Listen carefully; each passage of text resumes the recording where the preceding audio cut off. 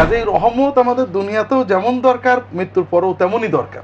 মহতারাম, আমরা আমাদের একজন বোনের প্রশ্ন পেয়েছিলাম, আর তিনি জিজ্ঞেস করেছেন যে আল্লাহুম্মা রাব্বির হামহুমা কামা রাব্বায়ানি সাগীরা, এই দোয়াটি কোরআনে কারীমের এই আয়াতটি মা বাবা জীবিত থাকলেও আমরা পড়তে পারবো কিনা? জি, খুব ভালো প্রশ্ন। আমরা অনেকেই মনে করি এই দোয়াটা শুধু মৃত্যুর পরে। জি জি অথচ জি। কোরআন পড়লে দেখবেন আল্লাহ কোরআনে বলেছেন পিতামাতার সাথে বিনয়ী হও এবং এই দোয়া বলো।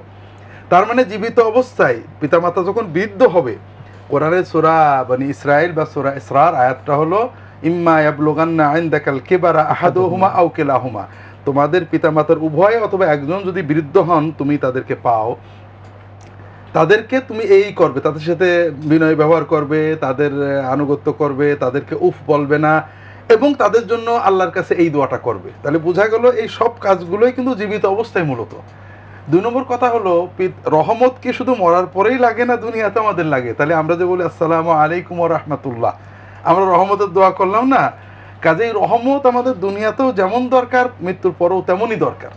তাই জন্য পিতামাতা জীবিত অবস্থায় জীবিত পিতামাতার জন্যও এই দোয়া করতে হবে যে আল্লাহ আমার আম্মা আব্বা যেমন ছোটবেলা আমাকে আদর করেছেন, ঠিক তাদের শেষ জীবনে এই বৃদ্ধ বয়সে তাদেরকে ঠিক তেমন আদরে, সুন্দর, আনন্দে, ফুর্তিতে রেখে দেন, এবং মৃত্যুর পরেও এটা করতে হবে। জি জি, আলহামদুলিল্লাহ।